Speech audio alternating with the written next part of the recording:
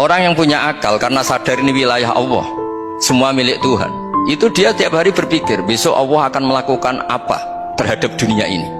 Kalau dalam kitab hikam itu disebut al-akil mayakul madha yaf'alu wahubi wal ghafil mayakul madha af'al.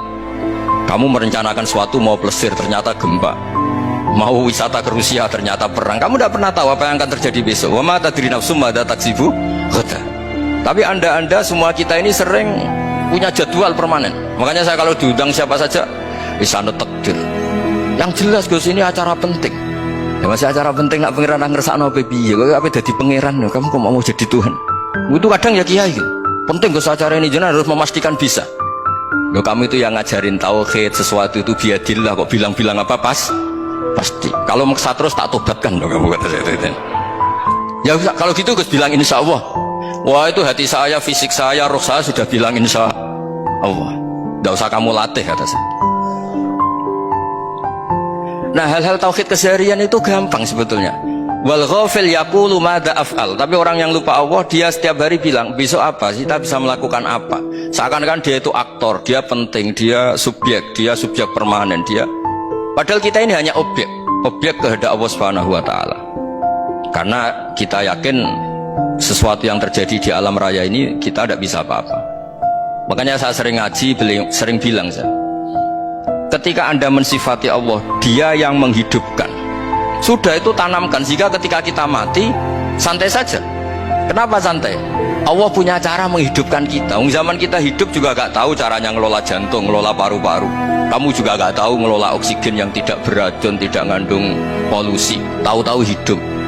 Gak ingin tua ya tahu-tahu tua, gak ingin mati tahu-tahu mati. Selama ini kita hidup juga gak tahu apa sebetulnya. Hanya gaya tok, punya jadwal, punya planning.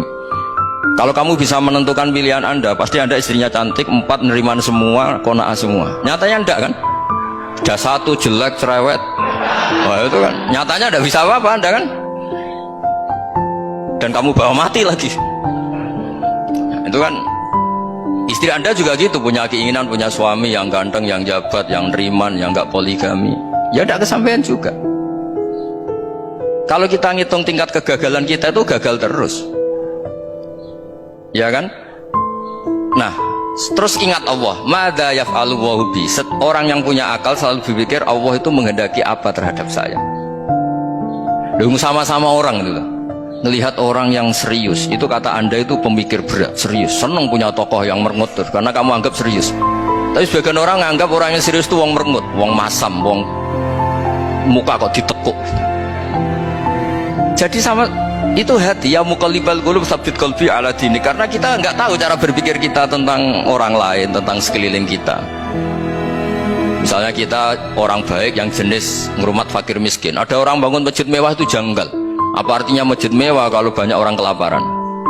Tapi kalau yang jenis pendidikan, apa artinya masjid mewah kalau tidak bisa ngaji? Nanti yang jenis infrastruktur, apa artinya ini kalau semuanya punya sudut pandang yang berbeda-beda. Dan Islam mengapresiasi semua kebaikan. Tapi katakan semua kebaikan itu adalah kehendak Allah Subhanahu wa taala. Karena apapun baik anda itu pakai fasilitas yang diberikan oleh Allah Subhanahu wa taala.